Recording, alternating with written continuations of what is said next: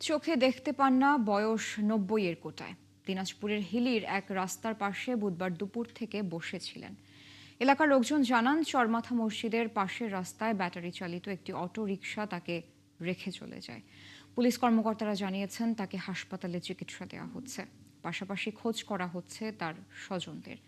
সামিউল ইসলাম আরিফের তথ্য, ছবিতে প্রতিবেদন।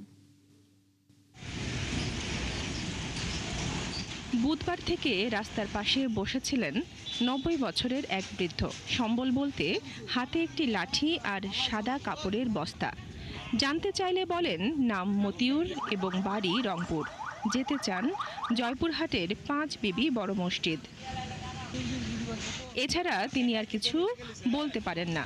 বয়সের ভারে কথা হয়ে গেছে অস্পষ্ট। ঠিকমতো হাঁটতেও পারেন না। না খেয়ে রাস্তার ওপর বসে থাকা এই অসহায় মানুষটির প্রাথমিকভাবে খাবারের ব্যবস্থা হয় পথচারীদের সহায়তায়।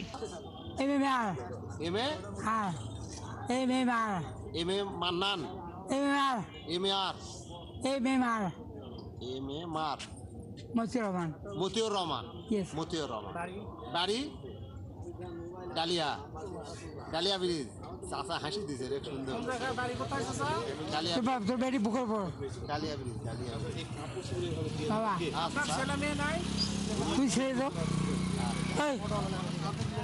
ছেলে মেয়ে আছে চাচা? নাই না, ছেলে মেয়ে আছে। এলাকার লোকজন জানান, প্রবীণ এই মানুষটি যেহেতু একা চলাফেরা করতে পারছেন না, তাই প্রশাসনের উচিত স্বজনদের হাতে তুলে না দেওয়া পর্যন্ত সরকারি হেফাজতে রাখা।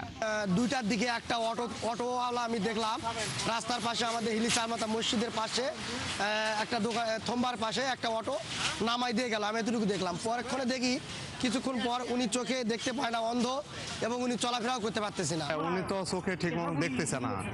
এখন উনি বলতেছে, যে কোনো প্রশ্ন করলে বলতেছে আমার বাড়ি ডালিয়া, বা অনেক রাগারাগিও করতেছে। জেলার আইন শৃঙ্খলা রক্ষা বাহিনীর লোকজন জানান, তারা চেষ্টা করছেন ওই প্রবীণের ঠিকানা খুঁজে বের করার।